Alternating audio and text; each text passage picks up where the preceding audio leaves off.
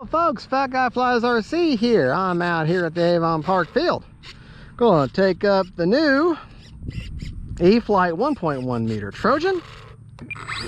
And going to have a little bit of fun with it. Right, left, up, down. All right. Running a Spectrum 2200 4-cell.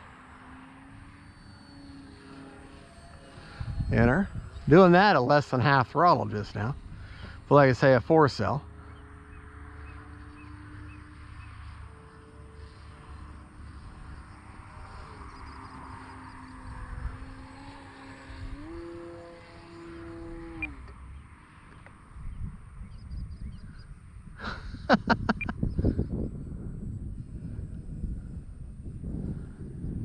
Well, I tell you, that's just Eflite quality there.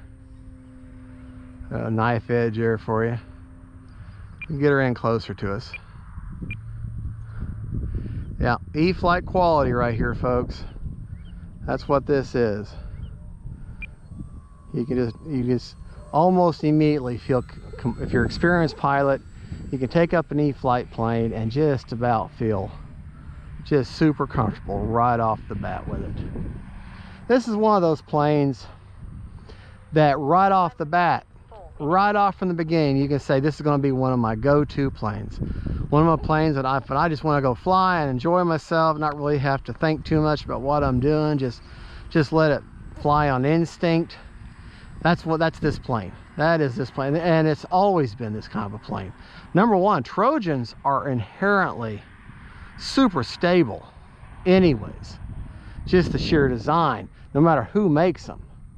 The Trojan design is just a great stable warbird.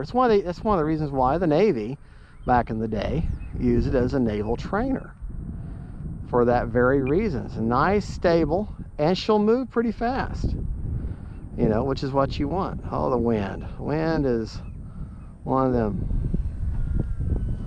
unknown factors that you can't predict or control.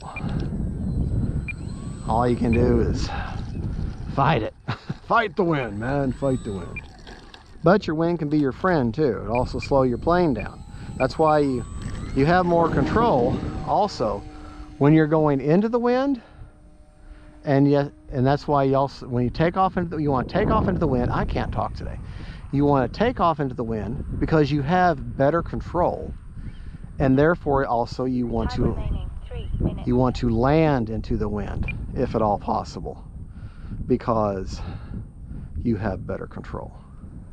Staying on my rudder because the tendency of the plane is to be cockeyed against that breeze, because the wind is not going with the runway, it's going across the runway.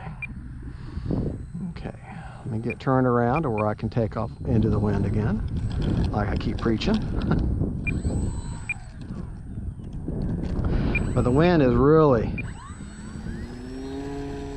you may not be able to pick it up too well on the video because the GoPro filters out a lot of that wind noise. But man, that yellow, doesn't that yellow look good?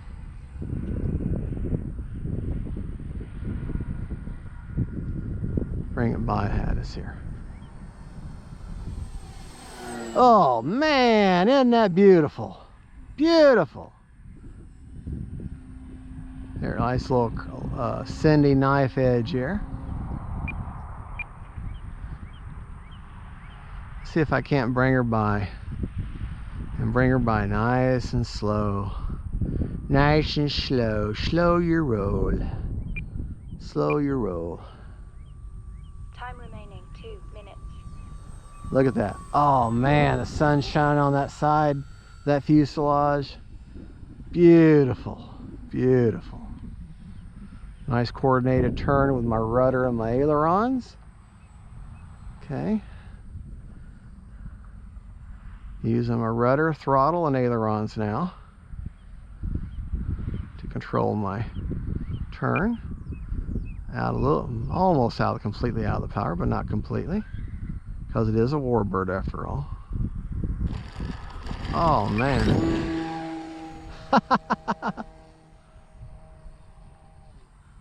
Little victory roll. Now see, she'll fly inverted for you, no problem. I just don't like flying inverted.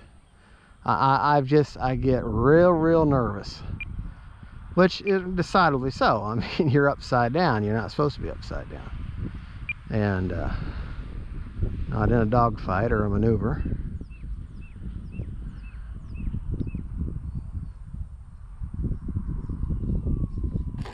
Oh, come on.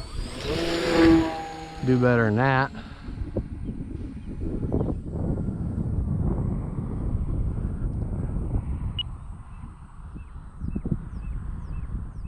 Oh, that wind, man.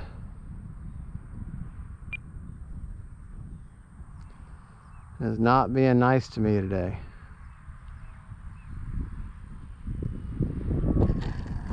There we go, there we go. All right. Well, folks, there you go. That is the Eflite Trojan 1.1 meter T28. In the yellow, it runs off 3 or 4S. I only run it in 4S. And it's got a 2200 smart Spectrum LiPo in her. She got a smart ESC, if I can remember correctly, and it's got one of the newer generations receivers in it. So I haven't really messed with the telemetry. I probably should, so I can relay that on to you. But I just, I keep a timer, and I just kind of understand where my battery's at, and I know where I'd rather land and have less flying time and save more battery and put another battery in later, have multiple batteries and fly shorter flights.